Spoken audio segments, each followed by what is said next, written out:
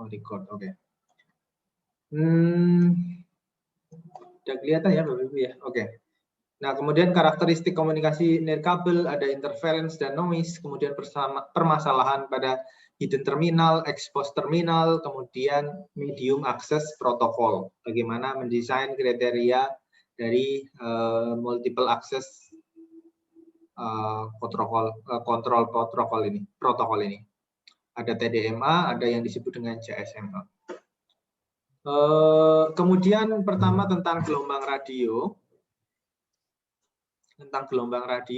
Ya. Kenapa kita membahas atau menjadi bab penting dalam sebuah komunikasi radio dalam topik sistem komunikasi sensor? Karena sistem komunikasi sensor paling mudah atau paling logis itu menggunakan secara nirkabel. Kalau menggunakan pakai kabel itu akan istilahnya messy gitu apa? Akan amburadul, banyak nyolok sana dan ke sini sehingga tidak visible. Oleh karena itu kemudian komunikasi nirkabel itu kan sebenarnya tidak hanya pakai gelombang radio. Ya misalkan ada visible communications, kemudian acoustic communications, ya tentunya. Namun yang paling sudah established, yang sudah mapan teknologinya adalah sistem komunikasi radio. Kenapa disebut radio? Nah, kenapa disebut radio? Ya karena dia menggunakan gelombang elektromagnetik dengan frekuensi 10⁻⁷ Hz sampai dengan ya sekitar setengah kali 10⁻10 ya Hz, di mana rentang panjang gelombangnya ini. Tentu di sini ada yang dinamakan visible light, kemudian microwave, thermal, infrared, dan lain sebagainya. Namun yang jangkauannya agak yang istilahnya masuk akal untuk sistem komunikasi sensor adalah yang gelombang radio. Tentu apakah harus menggunakan gelombang radio? Tentu tidak, tetapi kembali lagi ke praktikabilitas, practicality ya, menggunakan gelombang radio. Tentu, wah saya ingin riset menggunakan microwave, ya boleh saja. Kemudian pakai infrared, ya boleh gitu kan. Pakai visible light, ya boleh saja. Ini visible light untuk skop yang sangat kecil, misalkan untuk personal communications, untuk hubungan antara misalkan laptop dengan dengan proyektor gitu ya, mungkin saja begitu. Tapi tidak untuk luasan tertentu gitu. Baik Bapak Ibu, itu gelombang radio alasannya. Kemudian karena menggunakan gelombang elektromagnetik, tentu informasinya itu harus ditumpangkan dalam gelombang elektromagnetik. Nah, ketika ditumpangkan ini ada yang disebut fenomena modulasi. Ya, modulasi kalau bahasa yang sudah sering kita kenal adalah menumpangkan informasi kepada kanal tertentu. Ya. Jadi informasinya ini berlaku seperti carrier-nya. Ya. Jadi bagaimana menumpangkan apakah analog ataukah binary ke dalam karakteristik gelombang elektromagnetik begitu. Nah, teknik modulasi dan demodulasinya ini sekedar basic saja ya, remembering lah ya, bahwa sebuah elektromagnetik itu ternyata bisa dimodelkan menjadi sebuah persamaan A sin 2pi ft plus theta. Jadi kalau sebenarnya persamaan ini dari mana gitu kan? Kalau secara fisis ya, konon kabarnya saya sih belum pernah melihat ya. Konon kabarnya dan yang dipercayai. Jadi gelombang elektromagnetik itu katanya begitu ya. Oke, saya gambar pakai gambar lain ya. Katanya itu merambatnya itu muter-muter ya, muter-muter kayak gini.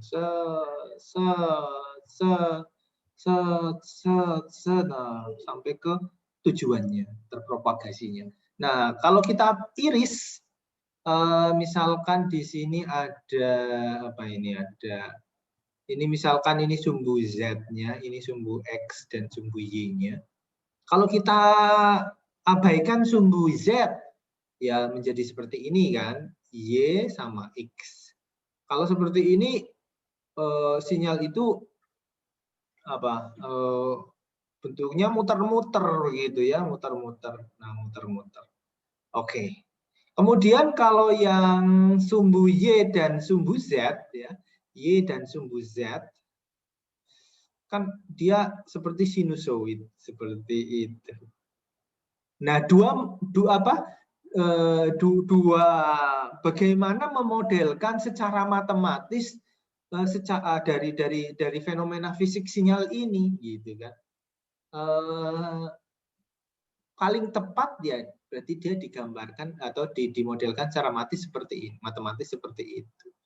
Jadi A sinus 2pi F T plus theta. Nah, mari kita karakterisasi. Yang mana yang A, yang mana yang F, mana yang T, mana yang fase begitu ya. Oke. Ya ganti warna biar agak indah lah. Katanya kalau hidup itu indah kalau berwarna gitu ya. Asik. Oke. Nah, A itu ini begitu ya Bapak Ibu. A itu ketemu nih ya. Kemudian frekuensi kan satu putaran ya, satu putaran per hertz. Berapa putaran per hertz berarti di sini. Berarti kalau satu putaran, nah ini dalam satu putaran membutuhkan berapa waktu begitu periodenya. Nah, ini kan sama dengan 1/f. Nah, begitu. Dalam 1 detik ini berapa kali muter gitu kira-kira ya. Kalau dalam penampang seperti ini nih, segini ini berapa T-nya? TS-nya. Nah, begitu. Nah, kemudian fasa itu gimana? Fasa ya kalau arahnya ke sana ya ini misal referensinya dari mana? Nah, ini perlu kita sepakati. Nah, ya wong saya yang gambar ya, saya bebas saja ya. Misal ini misal titik nolnya ya, berarti saya tulis di sini fasanya, maka tetanya di sini. Nah begitu, berarti segini itu tetanya. Nah berarti ini menggambarkan tetanya. Iya, sudah ya, sudah semua dikarakterisasi. Nah ternyata jadi gelombang elektromagnetik itu ada 3 parameter utama atau parameter dasar yang menyusunnya. Artinya apa? Artinya dengan 3 parameter ini berarti kita bisa memvariasikan begitu ya. Kita bisa menumpangkan informasi, kita bisa membuatkan perbedaan. Misalkan kalau yang perbedaannya berdasarkan amplitudenya, maka modulasinya disebut amplitude modulation. Kalau pembedaannya berdasarkan frekuensinya, makanya disebut dengan frekuensi modulation. Kalau yang perbedaannya di fasanya, ini disebutnya phase modulation. Begitu kira-kira. Yes. Nah, kemudian berdasarkan informasi, jenis informasi yang dikirim, dia ada analog, dia ada digital. Nah, berdasarkan jenisnya itu, kemudian masing-masing ada yang ya sebenarnya informasi digital itu lebih mudah ya sebenarnya ya, karena cuma variasinya cuma 0 dan 1. Iya. 0 dan 1. Kalau dikirim 0 misalkan misal contoh ya, kalau ini berdasarkan fasa, ini saya ambil di sini ya, berdasarkan fasa nih. Fasa. Iya, fasa.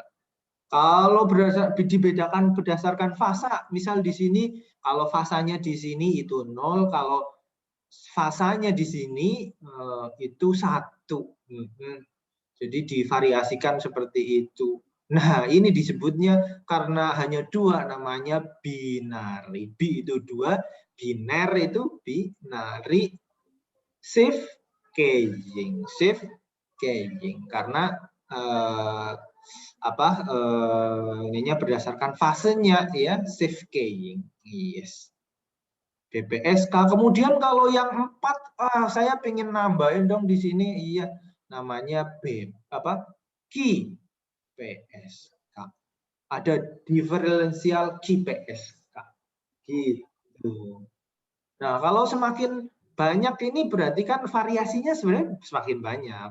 Ya, kalau dibedakan menjadi ini kan hanya dibedakan menjadi 2 BPSK, dia jadi 1, ini 2. Kalau di 4 titik berarti 1 titik bisa mewakili 2 bit ya, 2 bit iya.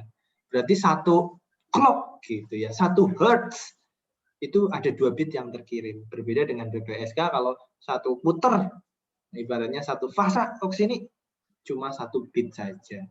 Nah, waduh, Pak, saya pingin ini setiap titik ada titik-titiknya begitu. Boleh enggak? Ya boleh saja. Iya.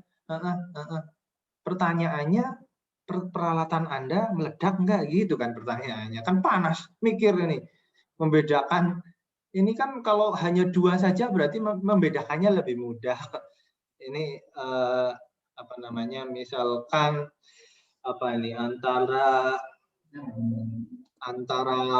antara sepeda roda 2 dan sepeda roda 3 gampang ini. Rodanya ada 2. Kita mudah membedakannya. Tapi ketika mereknya makin banyak, sementara kita belajarnya sedikit, pengalamannya sedikit dalam tanda kutip, si alatnya tidak pintar, ya kita membedakannya kan sulit. Ini sepeda merek Brompton apa sepeda merek Polygon gitu kan, kira-kira gitu. Nah, begitu juga ketika alat semakin banyak yang harus dibedakan, semakin pusing dia, semakin panas begitu ya. Berarti kan dia harus membedakan area segini sempit, semakin sempit begitu. Hanya area segini harus memastikan saya bisa membedakan sinyal yang jatuh di daerah sini. Kira-kira gitu. Berarti di sini harus membedakan sinyal yang jatuh di sini. Nah, semakin banyak berarti area yang harus dibedakan semakin sempit. Nah, bahasa teknisnya itu alatnya semakin canggih ya, semakin bisa mendeteksi dalam ruang fasa yang sempit, dia semakin bagus. Biasanya semakin mahal. Bahasa teknisnya disebut semakin sensitif. Iya, biasanya kalau alat yang sensitif mahal. Begitu juga orang yang sensitif, perawatannya mahal. Oke, baik. Itu sekedar intermezzo ya. Nah, ini contohnya adalah untuk fase ya, untuk fase saja lah. Kalau amplitudo, nah amplitudo ya malah gampang. Kan tadi amplitudo adalah ininya kan, ininya ya, ininya. Nah, kalau dibedakan menjadi 2, ya berarti positif dan negatif saja. Yang positif itu 0, yang negatif itu 1 begitu ya, boleh. Kemudian ini saya setengah positif begitu ya, ini min setengah negatif, ini jadi banyak ini. Ketika ada 4 berarti kita bisa menumpangkan dalam 1 titik ini semakin banyak. Loh Pak, saya pingin banyak sekali ini. Ya boleh, tapi kembali lagi alat Anda kuat atau tidak, sensitif atau tidak gitu ya. Itu begitu juga ketika frekuensi. Nah, frekuensi kan ada yang segini-gini aja gitu kan, ada yang sempit, ada yang lebar, ada yang dan lain sebagainya. Itu semakin kompleks, semakin mahal, semakin sensitif begitu ya.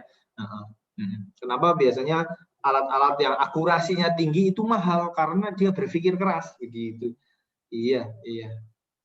Begitu juga orang yang dia bisa detail, bisa dimanfaatkan pada membedakan pada hal-hal yang lebih sempit, biasanya dia lebih dihargai. Begitu juga dalam sebuah keilmuan, semakin Anda tinggi studinya, karirnya, biasanya areanya itu semakin pakar itu semakin sempit biasanya ilmu yang dipelajarinya. Ya, Kira-kira seperti itu terkait dengan konsep modulasi dan demodulasi. Yes. Oke, ada pertanyaan, monggo. Sambil lanjut. Ya.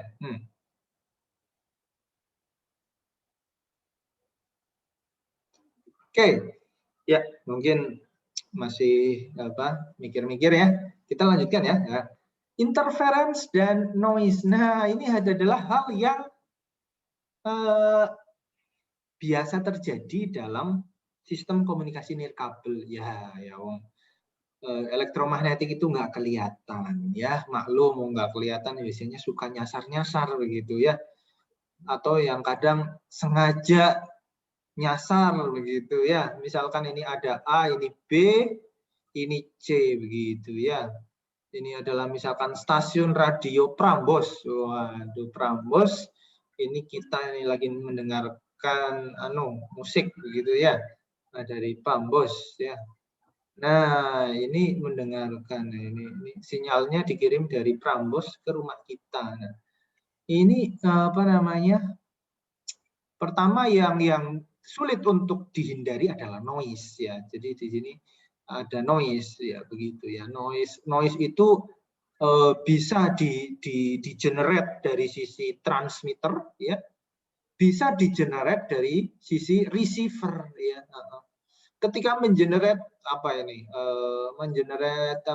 frekuensi ya di arus lah begitu ya, arus atau frekuensi di sisi antena pengirim dia karena mungkin ketidakidealan atau soldernya tidak pas begitu ya, timbul noise. Begitu juga di kanal ada noise ya, sinyalnya nabrak pohon, nabrak rumah, nabrak ini, kemudian ada teredam juga. Nah, kita bisa modelkan menggunakan noise. Begitu juga di receivernya juga, di receivernya peralatan elektronik tentu ya ada noise-nya karena ketidakidealan. Nah, ini secara langsung ini akan mempengaruhi dari sinyal yang diterima di sini. Iya. Nah, kemudian yang sering begitu ya, tapi ini tidak selalu. Kalau Anda bisa men-setting ini ideal sekali, misalkan di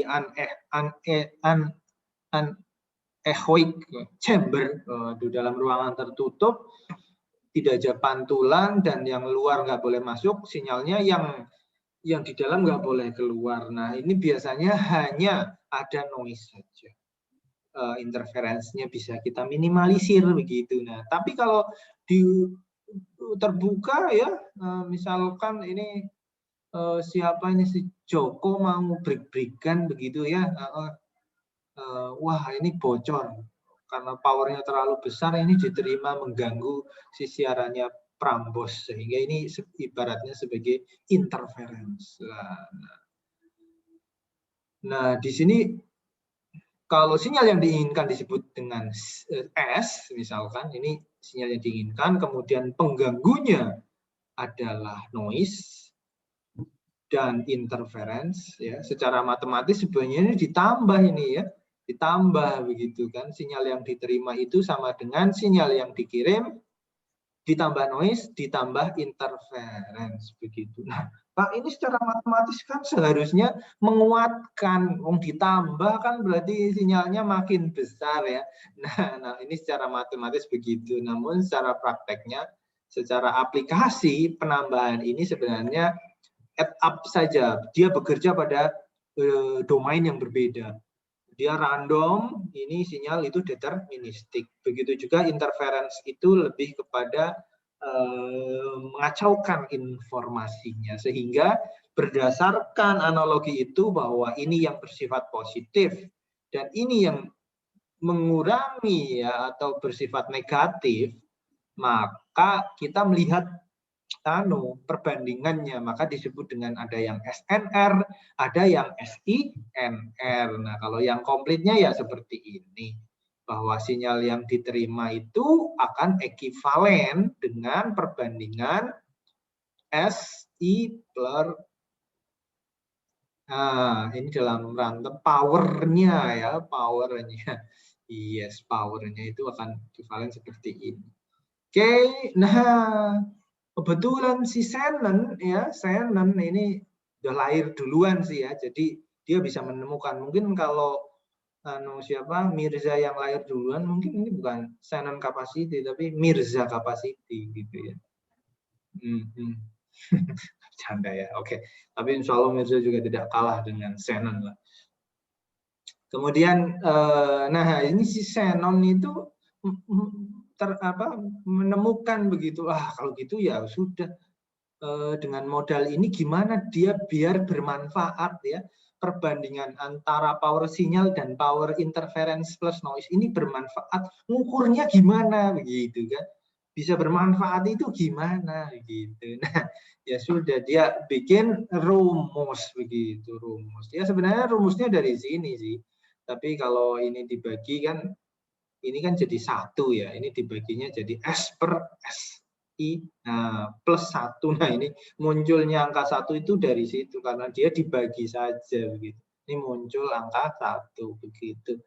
Oke, kemudian menurut teori informasi, ya ini juga di-develop sama Shannon, kalau informasinya binarinya 2, ini berbasis logaritmik. Kenapa logaritmik? Karena ini dasarnya adalah entropi.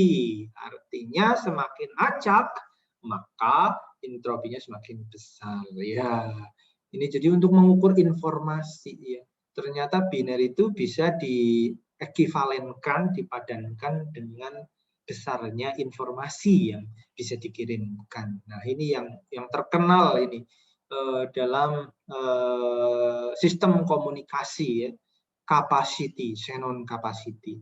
Kemudian di sini ada B, iya. Ada B, ini apa ini? B itu adalah spektrum. Ya, kepingin ketika bandwidth-nya, kapasitasnya makin gede ya, spektrumnya ditambah. Gampangannya ibarat tol ya, tolnya hanya 2 jalur, 2 lajur. Nah, oh ini yang mau lewat banyak, ya dibikin 4 lajur, kan jadi kapasitasnya lebih besar, gitu.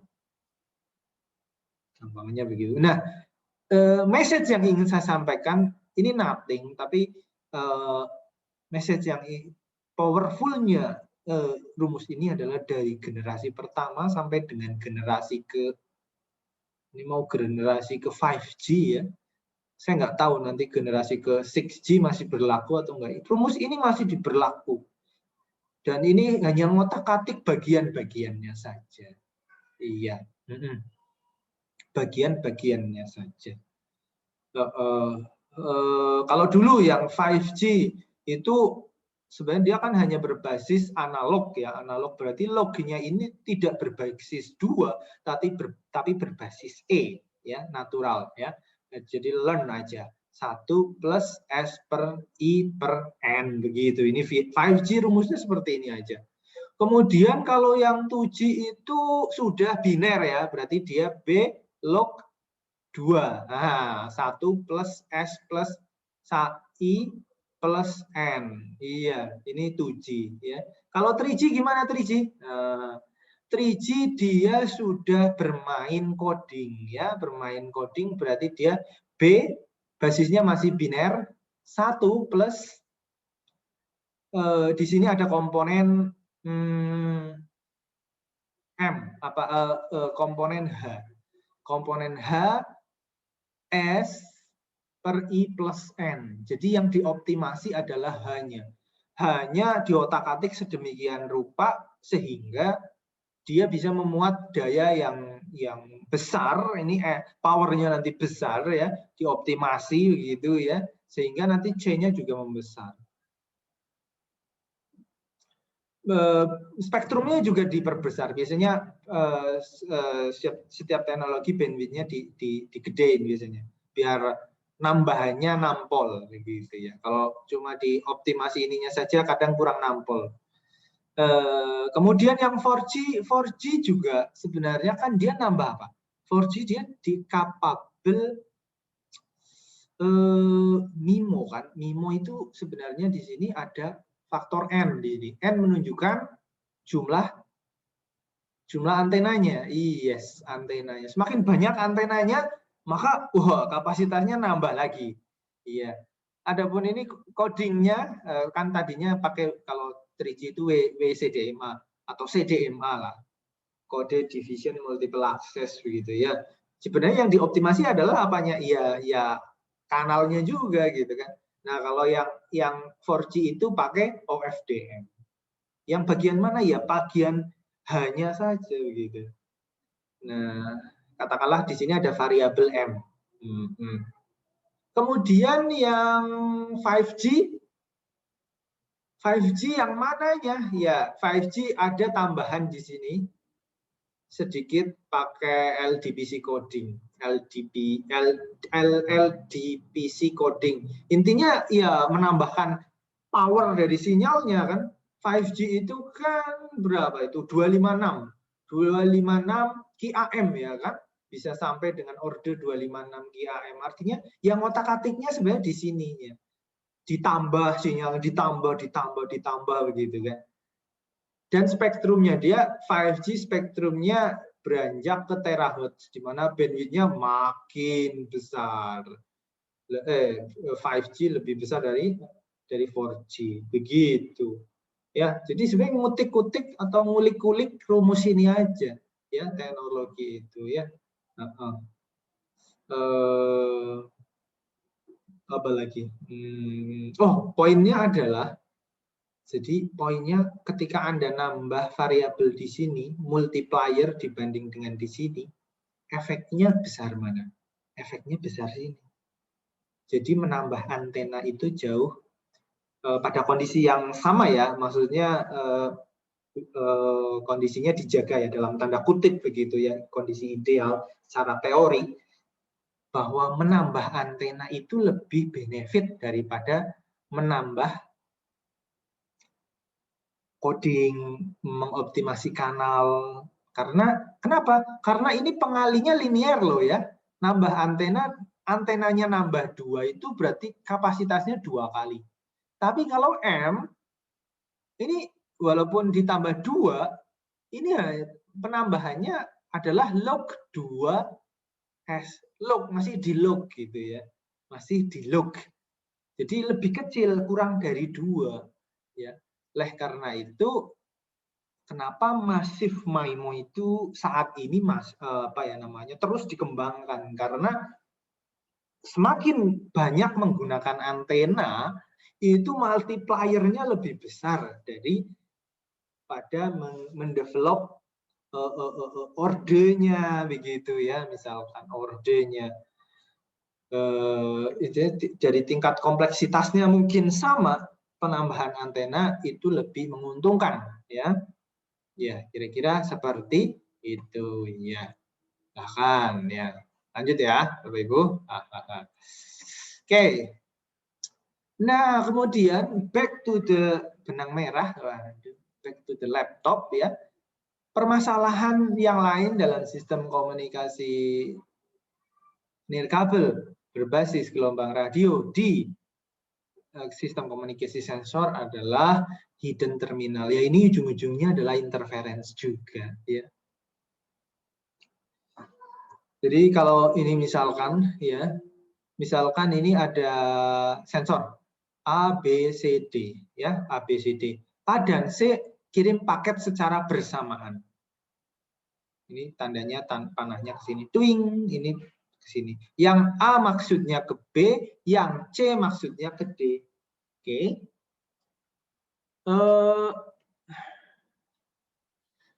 Paket A diterima oleh B, namun dia terinterferensi dari paket dari C.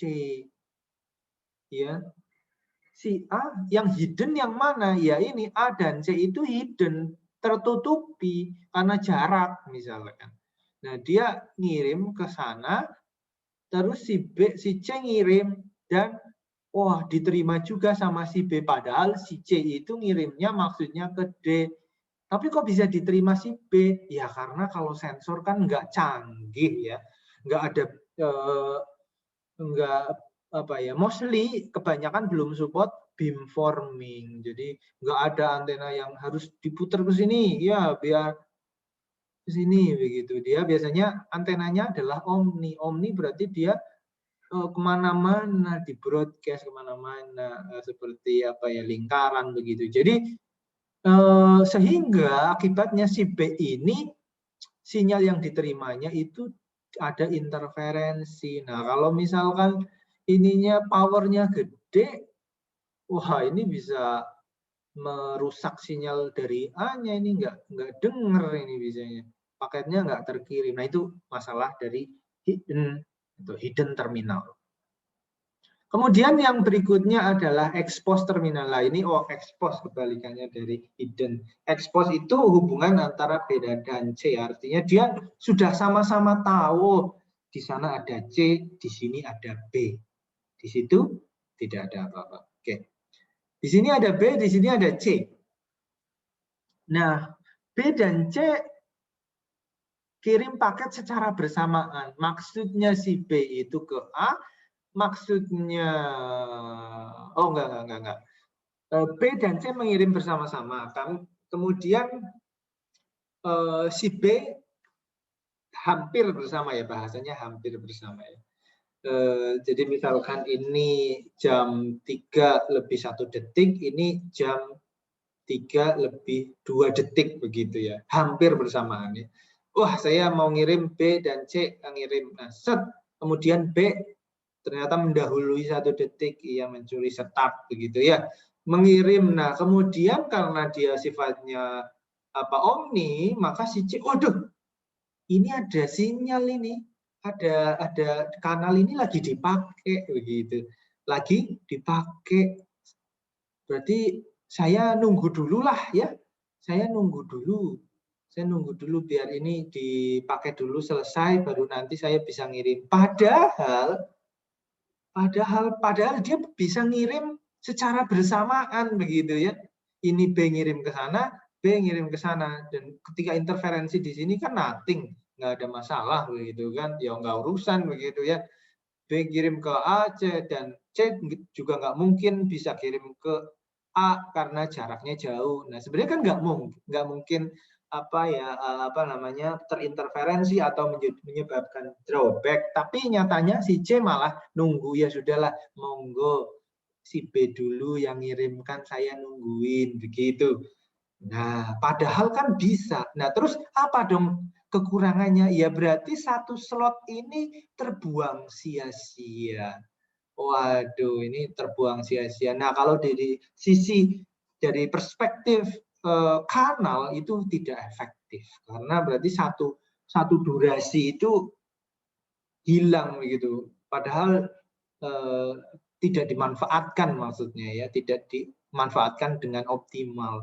Lah kalau dia ngirimnya 1 jam begitu, waduh ini ngobrolnya lama, misalkan lagi membicarakan gosip begitu, waduh padahal dia mau ngirim tugas kuliah, ini gara-gara bergosip ini nggak bisa ngirim tugas kuliah. Nah, waduh ini bisa melewat jadwal lah, malah berapi ya, ini. Ya itu contohnya.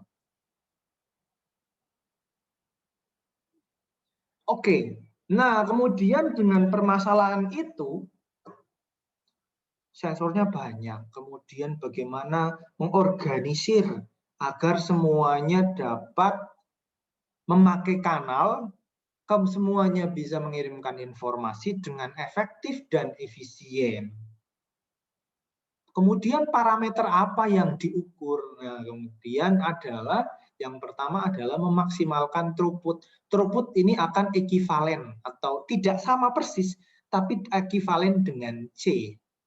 Semakin besar throughputnya, C-nya saya ulangi. Semakin besar C-nya, kemungkinan untuk throughputnya makin besar. Bahasanya gimana tuh? Ya pokoknya kalau throughputnya makin besar, C-nya itu makin besar gitu. Kira-kira seperti itu.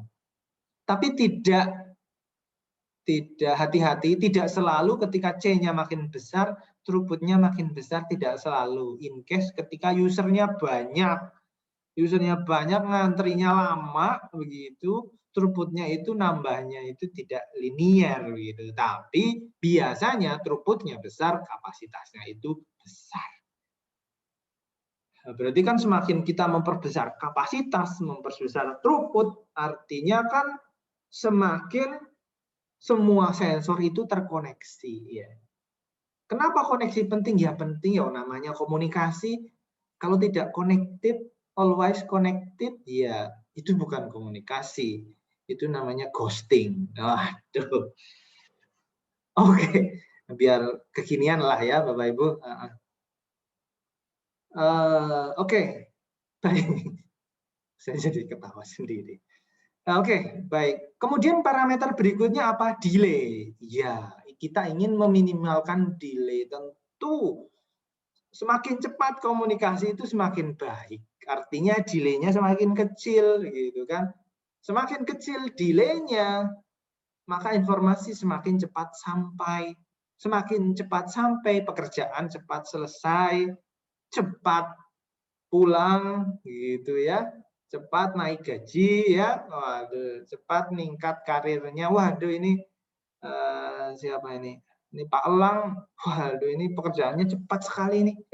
Besok saya jadikan jadi direktur. Waduh. Wah ini ya Pak. Wah, itu betapa pentingnya delay, meminimalisir delay. Nah, selanjutnya adalah energi. Yes. Oke, energi ini penting, yes, karena sensor itu kan sumber dayanya bukan dari PLN ya, dia dari punya baterai sendiri begitu. Kadang pakai power solar panel begitu ya, pokoknya yang limited lah begitu. Jadi ya ini penggunaan energinya harus sekecil mungkin ya, harus sekecil mungkin. Nah, dalam sebuah sensor itu konsumsi energinya bisa dibedakan menjadi 3 jenis. Pertama untuk sensing. Sensing, kemudian ada processing, ada transceiving. Waduh. Jadi untuk pengiriman, jadi untuk transmisi dan resepsi. Jadi secara garis besar bisa dibedakan menjadi sensing adalah energi untuk melakukan observasi. Misalkan adalah mengkonversi dari besaran analog dari fenomena-fenomena di sekitar sensor menjadi pulsa-pulsa listrik gitu kira-kira. Ini paling kecil ya, ini paling kecil. Yang kedua adalah processing. Processing ini contohnya adalah mengolah informasinya begitu kan. Misalkan mengkompresi, mengolah dari dari misalkan ada beberapa sensor, kemudian menatanya, misalkan kita punya 3 kotak atau 3 time slot, yang punya kotak A ini untuk informasi temperatur, yang B ini untuk gambar, yang C misalkan untuk ya untuk tekanan misalkan atau percepatan ya. Itu di bagian processing ya. Nah, kemudian yang paling besar adalah di TXRX. Jadi untuk proses pengiriman informasi dan penerimaan informasi itu yang paling membutuhkan energi. Kayaknya kemarin sudah saya sampaikan ya. Nonton video, nonton film, streaming dengan yang sudah di-download gitu ya.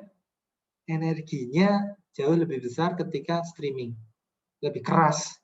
Karena energi untuk digunakannya itu lebih besar. Ya, oleh karena itu kita lihat bahwa energi untuk melakukan transmisi dan resepsi itu besar. Nah, pertanyaannya how to reduce, bagaimana mengefisiensikan begitu ya. Untuk mengefisiensikan energi yang digunakan untuk transmisi, salah satunya ada 4 ini ya. Ada 4 ya. Pertama adalah minimize collision. Jadi mengurangi pengiriman ulang paket ya. Kan ketika kita mengirimkan paket, biasanya kalau yang tidak ada acknowledgement-nya, oh berarti ini yang dikirim nggak berhasil. Kemudian dia mengirimkan paket sampai dengan ada acknowledgement dari yang diterima, bahwa paket itu diterima dengan baik. Nah ini proses resending. Nah itu proses resending itu sangat relatif ya, karena dia bekerja di bawah TRX ya, berarti dia berkontribusi dalam menguras energi. Nah, ketika resending berkurang artinya throughput naik. Loh, kok bisa Pak throughput naik? Iya, kan berarti kanalnya itu bisa digunakan oleh paket yang lain. Nah, ketika paket digunakan oleh paket yang lain berarti semakin banyak informasi yang bisa dikirimkan gitu. Sehingga throughputnya paket yang sampai ke tujuan lebih banyak. Nah, konsekuensinya juga ketika tidak terjadi resending paket, maka energinya turun atau ya turun karena untuk mengirimkan satu paket cukup dilakukan dalam satu kali. Nah, kalau yang 2 kali berarti kan 2 kali energinya. Yes. Kemudian minimize overhearing. Nah, ini nguping ya. Overhearing itu nguping pengiriman paket dari sensor lain, dari node lain. Ini tidak baik ya. Nah, begitu juga kita manusia tidak boleh nguping ya. Tidak baik. Iya. Tidak baik karena menyia-nyiakan waktu. Nah, kalau dari sensor itu menyia-nyiakan energi. Loh, karena mendengarkan itu butuh energi kalau dari perspektif sensor. Jadi ya tidak perlu nguping lah, untuk apa sih wong itu paketnya tidak tidak buat kita kok gitu kan. Lebih baik tidur ya. Hemat energi ya. Biasanya kalau ABG itu mager ya. Males gerak lah. Ya. Kemudian yang ketiga, minimize idle listening. Yes. Apa ini? Idle listening lah. Idle listening itu adalah ketika kondisi nunggu dapat giliran paket ya. Jadi misalkan kita dalam komplek perumahan ya, yang rumahnya deket-deketan begitu, misalkan ada Pak Pos atau Tiki GNT begitu lewat gitu ya, waduh, yang tadinya mungkin lagi nggak ngerjain tugas karena terlihat ada bapak-bapak GNT naik motor lewat, kemudian kita meninggalkan atau berhenti sejenak dari ngerjain tugas, melihat ke jendela. Kepo. Kepo itu paket buat saya atau bukan ya, gitu kan kira-kira. Nah, ini juga tidak baik dari perspektif sensor. Karena ketika kepo ya, itu mengurangi energi. Lebih baik fokus pada pekerjaan sendiri, tidak usah kepo-kepo, atau bahasanya ya keponya jangan sering-sering gitulah. Ya keponya misal wah setiap hari saya keponya cukup 2 kali, pagi dan sore. Nah, itu lebih, kalau dari perspektif itu lebih hemat energi. Iya. Kepo penting, kepo itu penting, idle listening itu penting, karena kalau tidak kepo nanti bisa-bisa paketnya nyasar ke rumah orang lain begitu kan, karena diketok-ketok pintunya, halo Pak Andika, halo assalamualaikum, ini kok Pak Andikanya nggak keluar-keluar ya, waduh ya sudah saya titipkan ke tetangga. Nah lah kan jadi dititipkan ke tetangga paketnya, tidak sesuai dengan kan berarti kan delay, seharusnya bisa makan bakso saat itu, Pak Andika jadi nunggu 1 jam berikutnya baru diketok-ketok sama tetangganya, Pak ini ada paket bakso, tadi Bapak diketok-ketok enggak dengar, ini sudah dingin. Oh iya gitu. Nah, bercanda ya Pak Andika ya. Nah, oke. Selanjutnya adalah minimize overhead. Iya. Overhead itu ibaratnya ya apa sih ya, semacam informasi, bukan informasi, semacam keterangan ya, paket bit ya, bahasanya ya bit yang bukan data dikategorikan sebagai overhead ya. Ini contohnya kalau paket ya, misalkan beli batu baterai di Tokopedia ya, tapi wadahnya itu pakai dus kulkas gitu. Jadi kebesaran, overheadnya terlalu besar. Nah itu tidak baik juga dari sisi sensor, karena kasihan yang ngirim, jadi kan harus pakai box besar kan, tadinya harus hanya paket kecil karena ditempatin di kulkas dus kulkas jadi besar, merepotkan. Nah ini minimize overhead itu dapat mengefisiensikan mengimprove dari multiple access control. Yes. Oke. Nah, solusinya gimana terkait dengan itu? Ini beberapa protokol. Jadi kan protokolnya ya sudah, pertama yang paling mudah adalah TDMA. Time Division Multiple Access. Jadi time division multiple access. Jadi akses jamak berdasarkan pembagian waktu begitu. Misalkan contohnya ini gampangannya ada 10 sensor. Ada 10 sensor kemudian dikasih ada 10 sensor, bandwidth-nya cuma 1 Hz. Waduh, 1 Hz. 1 Hz berarti 1 detik kan ya, 1 detik ya. Berarti ya sudah 1 detik ini dibagi 10 begitu ya. Ya ini misalnya bagi 10 begitu ya, 10 berarti nanti ada 1/10 detik per sensor, kira-kira seperti itu. Iya, itu contohnya. Kemudian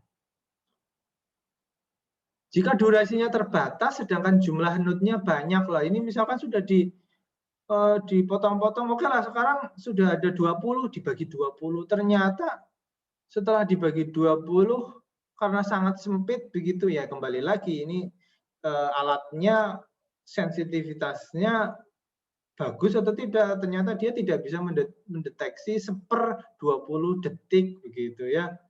Waduh, saya kalau nangkep selalu 1/10, jadi paket yang seharusnya buat saya ditangkap juga sama orang lain begitu kan. Nah, ini tidak baik ya begitu. Nah, gimana solusinya? Lebih kompleksnya lagi adalah menggunakan frekuensi kombinasi ya, maksudnya ya, TDMA dan frekuensi. Jadi ya sudah, ini kalau 1 Hz ya ditambahinlah 2 Hz ya bandwidth-nya, iya kan jadi banyak begitu ya. Ini 2 Hz, frekuensi division multiple access combine. Kemudian ternyata makin banyak juga ini, masih kurang begitu ya. Teknologinya pakai apa? Kode division multiple access. Jadi setiap sensor itu dikodekan, mempunyai kode sendiri ya, kode sendiri X1, X2. Nah, dengan kode kan berarti ya ibarat kunci begitu ya. Semakin ketika mempunyai kunci sendiri ya kita bisa istilahnya buka paket sendiri begitu. Ibaratnya satu bapak-bapak CNT itu bisa membawa paket masing-masing, paket yang berbeda karena kuncinya berbeda begitu, untuk tiap alamatnya beda-beda gitu lah. Kuncinya lah ibaratnya, kuncinya beda-beda. Kemudian kurang lagi ya, ini ada OFDMA, orthogonal frequency division multiplexing. Jadi sebenarnya ini juga mirip coding sih, tapi dia lebih menekankan bahwa frekuensi dan waktunya, gabungan dari keduanya itu dia menghasilkan sinyal yang saling perpendikular, saling tegak lurus ya. Namanya bola ya, tegak lurus kan banyak ya. Dua sinyal ini tegak lurus, pokoknya membentuk 90 derajat ya. Bisa saja ini satu sinyal ini bisa banyak-banyak ini. Ada yang ke sana, ke sini, ke sini, ke sini, tegak lurus. Nah, ini baru 1 titik, kombinasi 1 titik gitu kan. Nah, kalau seluruh permukaan bola ya kan banyak sekali. Theoretically ya tidak terbatas kan sebenarnya OFDM. Tapi ya kembali lagi batasannya itu apa secara fisik? Ya sensitivitas alat ya. Iya, begitu. Nah, oke. OFDMA. Namun ya ini juga dari teknologi ini kita bisa mengetahui kalau ini saja itu 5G. Kalau plus TDMA ini 2G. Kalau CDMA itu 3G. Kalau OFDMA ini 4G. Loh, 5G mana? Ya masih sama sih, dia pakai OFDMA. 6G apa? 6G nggak tahu. 6G ada yang bilang itu non ortogonal. Lagi diteliti itu NOMA, NOMA, non ortogonal multiple access ya. Kalau Bapak Ibu yang tertarik di NOMA ya, NOMA ya, NOPA, waduh. Non ortogonal multiple access. Yes, ini juga menarik, lagi hangat gitu ya. Oke. Lanjut. Ini apa? Ini setelah TDMA ya, ini adalah CSMA. CSMA ini apa ya? CSMA itu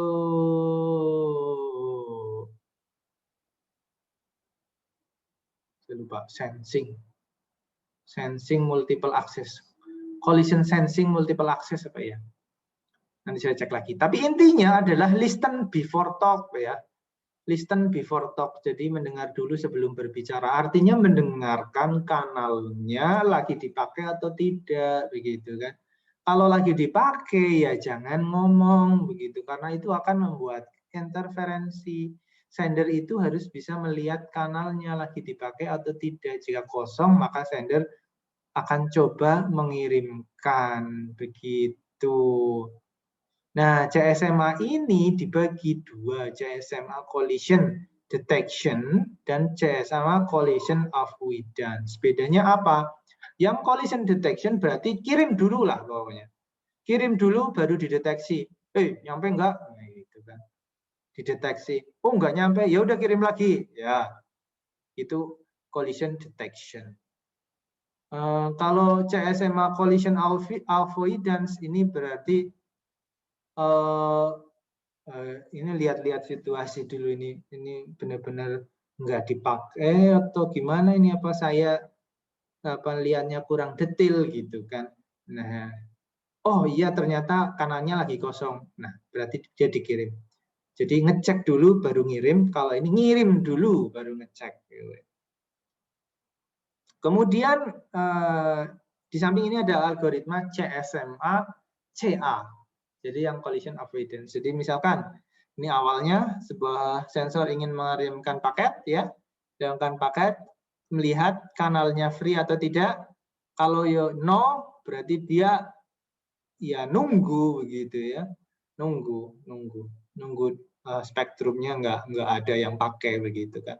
Kalau yes ini ada tambahan algoritma, jadi ngecek dulu nih. Send RTS, RTS itu ready to send. Nah, dicek dulu. Saya nyobain dulu lah ready to send set gitu. Oh iya. Kemudian clear to send, oh ternyata feedbacknya oke gitu kan. Oke. Berarti kalau yes berarti ya sudah jadi ngirim paket. Ini semacam pilot sih ya. Piloting. Nah, pilot iya pilot. Nah, kalau tidak clear ya dia harus ngirim lagi. Kemudian kalau dia mau kirim lagi berarti skenario-nya ke sini lagi. Kira-kira seperti itu ya Bapak Ibu ya. Oke, lanjut. Kemudian is there any other MAC protocols? Iya, tentu ada. Yes. Anda bisa ngecek sendiri di sensor MAC ya, protokol sensor MAC, Berkeley MAC. MAC ini ya. Kemudian many other protokol ya. Kalau Anda ingin cek yang protokol terbaru. Waduh, ini salah ya Bapak Ibu, maaf. Terbaru. Bisa dicek di jurnal-jurnal terkini, di jurnal ya, jurnal itu terkini. Kalau yang TDMA, CSMA itu teknologi jadul ya. Tapi sudah established. Biasanya kalau yang jadul dia sudah mapan gitu ya. Ya terserah seleranya mau yang mapan atau yang mau apa namanya yang baru gitu kan. Kalau baru bisa belajar bareng. Kalau yang mapan ya tinggal belajar hal yang lain. Iya. Oke, duh ngomong apa ini Pak Ajib ya. Oke, baik. Baik Bapak Ibu, silakan kalau ada pertanyaan. Monggo. Ngomong udah jam 5 ya, 1 jam sendiri saya ngoceh.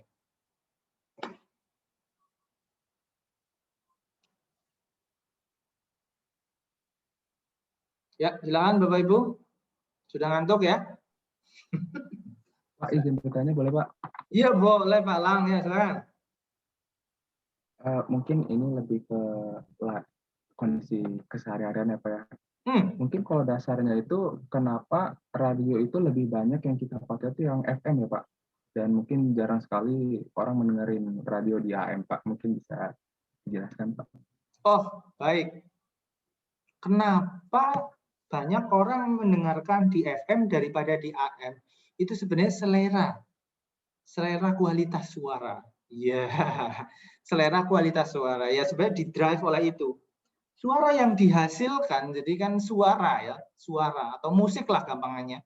Musik yang dimodulasi atau dikirimkan dengan radio AM itu tidak stereo.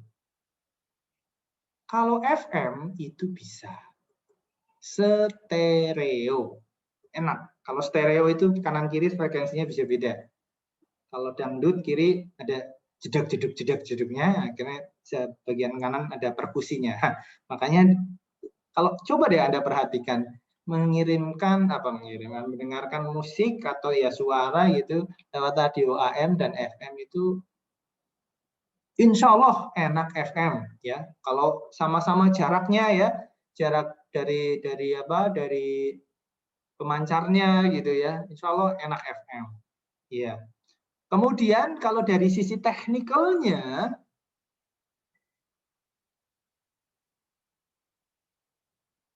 dilihat dari daya, variasi daya. Kalau AM, kan dia informasinya ditumpangkan berdasarkan amplitude ya.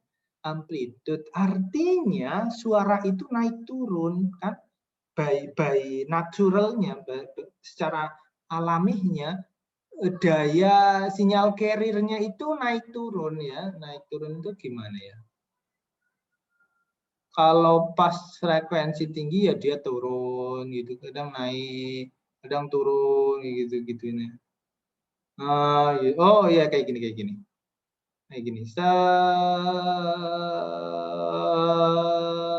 Nah ini daya sinyal carrier-nya itu naik, terus turun, naik gitu. Tergantung dengan frekuensi atau informasi yang dikirimkan, dia dibedakan berdasarkan apa? Berdasarkan amplitude-nya. Iya. Nah, efek ini membuat energinya itu tidak stabil. Ketika tidak stabil, kalau mengkomparasinya fair ya, suara yang akan didengarkan itu naik turun, bendutan gitu ya, apa naik turun, berdenyut gitu ya, kadang keras, kadang lemah, kadang keras banget gitu ya. Ya. Nah kalau yang FM karena dia berbasis frekuensi, apa ini? Kan dia powernya sama. Kalau frekuensinya pas tinggi ya kayak gini aja, frekuensinya sama gitu ya. Kalau pas rendah gitu kan modulasi kebetulan menumpangkannya di frekuensi rendah gitu-gitu. Nah, ini powernya lebih stabil. Kira-kira seperti itu, Pak Elang, Pak Lang. Terima kasih Pak. Ya, silakan Bapak Ibu yang lain kalau ada pertanyaan. Kalau bisa saya jawab ya saya jawab. Kalau tidak bisa ya justru jawab sendiri. Wah, benar nih. Oke, gimana Bapak Ibu?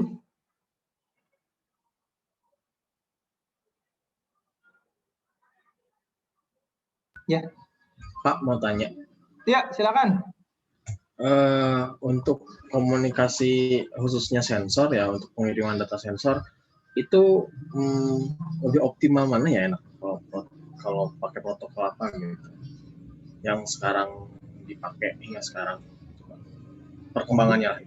Ya, yang umum dipakai artinya sudah established dan digunakan oleh perangkat apa namanya LoRa misalkan ya, LoRa gitu ya. Dia support beberapa protokol tapi dia basisnya adalah CSMA.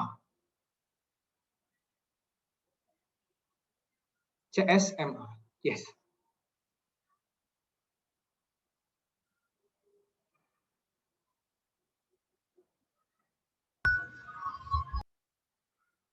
Silakan yang lain.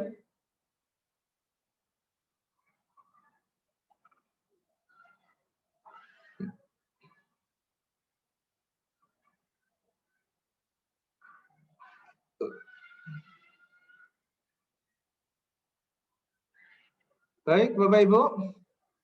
Kalau tidak ada pertanyaan, kita akhiri saja perkuliahan kita. Mohon maaf tidak sampai jam 5.40 ya. Mudah-mudahan ini bisa clear semua. Ya, terima kasih atas perhatiannya. Assalamualaikum warahmatullahi wabarakatuh. Waalaikumsalam warahmatullahi wabarakatuh. Terima kasih, Pak. Terima kasih, Pak.